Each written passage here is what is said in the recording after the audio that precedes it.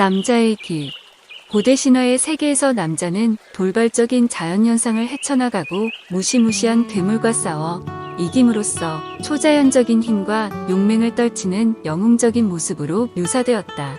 참으로 우스운 일은 지성을 그렇게도 강조했던 르네상스 시대조차도 고대 신화의 사상적 반경을 벗어나지 못한 채 남자를 심지어 운동과 체조의 만능적인 존재로 이해하여 두 다리를 묶은 상태에서 사람들의 어깨를 뛰어넘었다던가 아무리 사나운 말이라도 올라타기만 하면 몸을 부들부들 떨었다는 남자에 대한 이야기를 전해주고 있다. 이런 남자의 상은 우리 시대라고 해서 예외가 아닌 것 같다. 지금도 많은 경우에 남자는 근육질의 상징으로 여겨지고 있기 때문이다. 이것이 오랜 인류 역사의 오솔길을 따라 남자가 걸어온 길이다.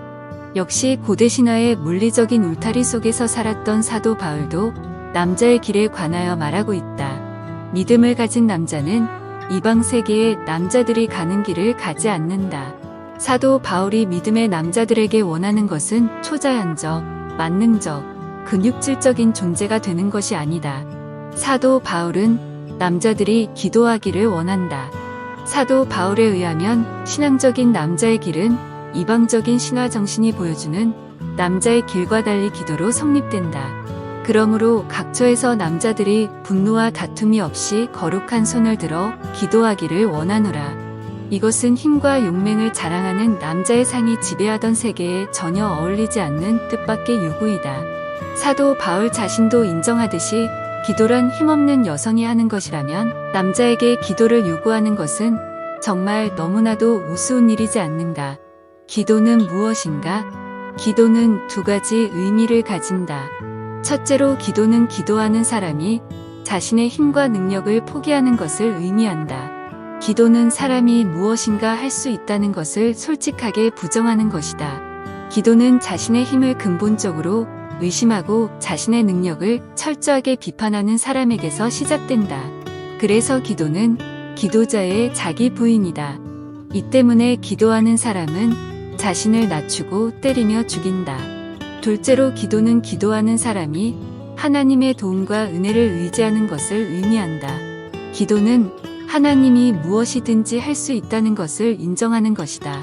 기도는 하나님의 도움에 전적으로 의존하고 하나님의 은혜를 절대적으로 대망하는 것이다.